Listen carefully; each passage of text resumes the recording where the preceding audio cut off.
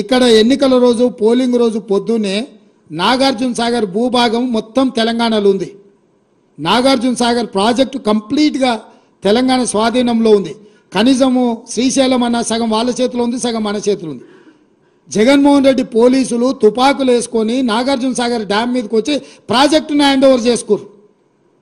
ఈ సన్నాసి రండా జగన్మోహన్ రెడ్డి తెలంగాణలోకి వచ్చి నాగార్జున సాగర్ ప్రాజెక్టును ఆక్రమించుకుంటే నోట్లకెళ్ళి మాట వెళ్ళలే. రండ పనులు చేసింది లొంగిపోయింది నువ్వు చంద్రశేఖరరావు. నువ్వు రండగాడు కాబట్టి జగన్మోహన్ రెడ్డి వచ్చి నాగార్జున సాగర్ మీద తుపాకులు పెట్టి ప్రాజెక్టును హ్యాండ్ ఓవర్ చేసుకుండు. అదే కాంగ్రెస్ అధికారంలో ఉన్నప్పుడు వచ్చి చూడమను, ఇవాళ రమ్మను, వచ్చి నాగార్జున సాగర్ మీదకి రమ్మను జగన్మోహన్ రెడ్డిని. నువ్వు రండగాడివి, జగన్మోహన్ రెడ్డికి ప్రాజెక్టును తాకట్టు పెట్టి తుపాకులు తీసుకొని వచ్చి నాగార్జున సాగర్ డ్యామ్ను ఆక్రమించుకుంటే పల్లెత్తు మాట మాట్లాడలేదు. నువ్వు పోయి కేంద్ర ప్రభుత్వానికి ప్రాజెక్టులను హ్యాండ్ ఓవర్ చేయడానికి నిధులను కేటాయించినోడు నువ్వు వచ్చి మమ్మల్ని బదనాం చేస్తావా, మా మీద మాట్లాడతావా? వాస్తవాలు ఇట్లుంటే అబద్ధాలతోని అధికారం కోల్పోయిన నిరాశ నిస్పృహలతోటి ఈరోజు మమ్మల్ని బదనాం చేసే కార్యక్రమం పెట్టాను. అందుకే నేను సూటిగా ఈ ఆధారాలు మీ ముందర చెప్పి మీ ముందర మాట్లాడితే రేవంత్ రెడ్డి సెక్రటేరియట్లో సమావేశం పెట్టి చాలా మాట్లాడిండు. ఆయన కథ ఏంది, ఆయన కమామిస్ ఏంది అని ఆయన మాట్లాడతాడు. అందుకే నేను సూటిగా ఈరోజు మంత్రివర్గ సమావేశం అవుతుంది. అసెంబ్లీ సమావేశాలు ఎప్పటి నుంచి ఉంటాయో సాయంత్రం వరకు మీకు చెప్తాము. అసెంబ్లీ సమావేశాలలో వైట్ పేపర్ ప్రాజెక్టుల మీద రిలీజ్ చేస్తాం, ప్రాజెక్టుల హ్యాండ్ ఓవర్ మీద చర్చ పెడతాం.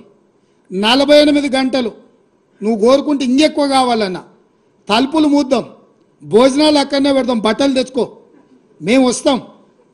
మామ అల్లుడు మీరు ఇద్దరు రాండి, లేకపోతే ఎంబడి కొడుకుని తెచ్చుకోరు, అవతల మీ బిడ్డ ఉంటే ఆమెను కూడా ఉమ్మడి సమావేశాలు పెడతాం. ఒకవేళ చర్చ చేద్దామంటే శాసన మండలి శాసనసభ ఉమ్మడి సమావేశాలు ప్రత్యేకంగా ప్రాజెక్టుల మీద జలాల మీద చర్చ పెడతాము. మాకెవ్వరు లేరు, నేను మా ఉత్తమ్ కుమార్ రెడ్డి గారు ఇద్దరమే మాట్లాడతాం. సంబంధిత శాఖ మంత్రిగా వారు మాట్లాడతారు, ముఖ్యమంత్రిగా నేను మాట్లాడతా. చంద్రశేఖరరావు, హరీష్ రావు, తారక రామారావు, కవితారావు నలుగురు మీరు ఒకరి తర్వాత ఒకరు అలచిపోకుంటే ఎంతసేపు అయినా మాట్లాడదాం, చర్చ చేద్దాం. నీకు చిత్తశుద్ధి ఉంటే, నీకు నిజాయితీ ఉంటే ఈ చర్చలకు రాకుండా ముఖం చాటేయకు చంద్రశేఖరరావు.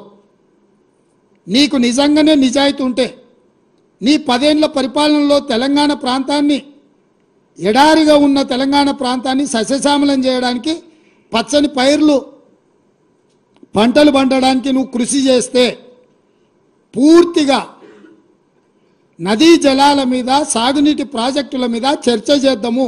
చర్చ జరిగినంతసేపు నువ్వు కూర్చోవాలి, నువ్వు మాట్లాడినంతసేపు ఎంతసేపు అయినా మాట్లాడు, నువ్వు నీకు అనుమతిస్తాము, నిన్ను అభ్యంతర పెట్టము. నువ్వు నీ అల్లుడు, ఎందుకంటే 5 ఏళ్ళు ఆయన మంత్రి, 5 ఏళ్ళు ఈయన మంత్రి సాగునీటి ప్రాజెక్టు, 5 ఏళ్ళు ఈయన ముఖ్యమంత్రి, 10 ఏళ్ళు ఈయన ముఖ్యమంత్రి, 5 ఏళ్ళు ఆయన ఆర్థిక మంత్రి. వ్యవహారం అంతా మామ అల్లుల మధ్యలోనే జరిగింది. మీకు పూర్తిగా అవకాశం ఇస్తాం, ఒక్క నిమిషం కూడా నీ మైక్ కట్ చేయం చంద్రశేఖరరావు. రా, ప్రతి డాక్యుమెంట్ తీసుకొని నేను మా మంత్రివర్యులు ఉత్తమ్ కుమార్ రెడ్డి గారు మేము మాట్లాడతాం. వాస్తవాలను ప్రజలకు చెప్పుదాం. ఎవడు ద్రోహి, ఎవడు దొంగ, ఎవడు లొంగిండు, ఎవడు వంగిండు, ఎవడు ప్రాజెక్టులను తాకట్టు పెట్టిండు, ఎవడు ముఖ్యమంత్రి ఉన్నప్పుడు ఈ తెలంగాణకు అత్యంత ద్రోహం జరిగింది